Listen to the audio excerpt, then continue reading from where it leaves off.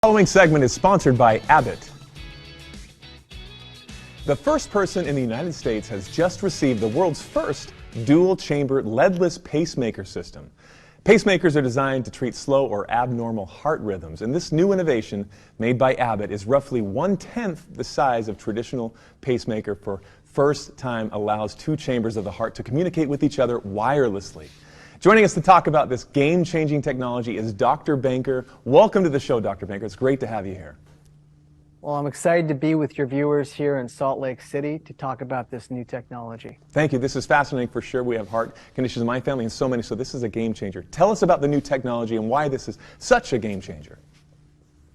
Well, pacemaker technology has not really changed much over the last 50 years. There has not been a significant technological advancement.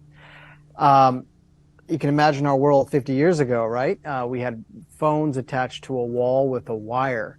Nowadays, we can't imagine living our lives without a cell phone in our pocket, a miniaturized communication device that we walk around with. This is the same kind of advancement of technology that we're speaking of when we talk about Abbott's new dual-chamber leadless system.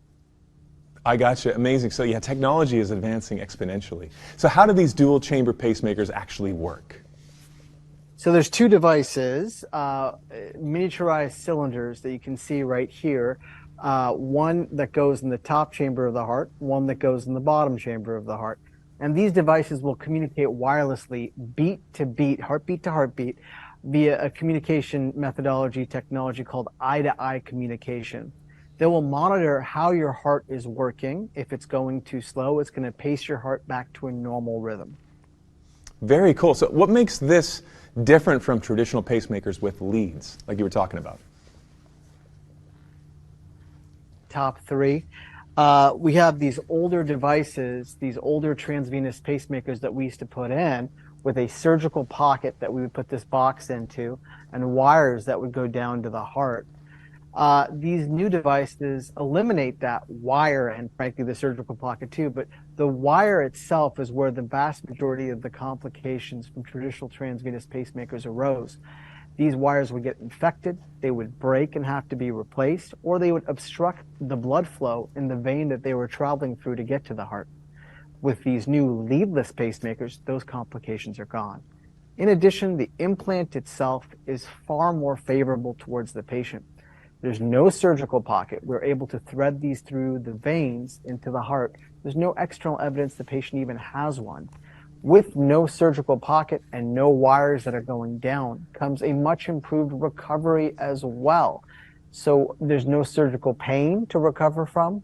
There's no arm restrictions for weeks, if not more than a month. Right? These patients are kept either the same day they'll go home or they're kept overnight for one night and sent home the next day, with the only restriction that we ask of for 1 week of no heavy lifting or exercise. This is a major advancement for those that need pacemakers. Where can we go for more information? You know, the best resource is going to be your primary care doctor or your cardiologist, and they can help you determine whether or not you need a pacemaker to begin with, and or whether or not Abbott's new AVEIR DR leadless system is appropriate for them. Gotcha. The awesome. good news is, go ahead. Well, thank you. Thank you very much, Dr. Banker. We're out of time, but thank you. This is great news. We're going to go check out that website. Thanks for your time. Appreciate you. Absolutely. Bye-bye.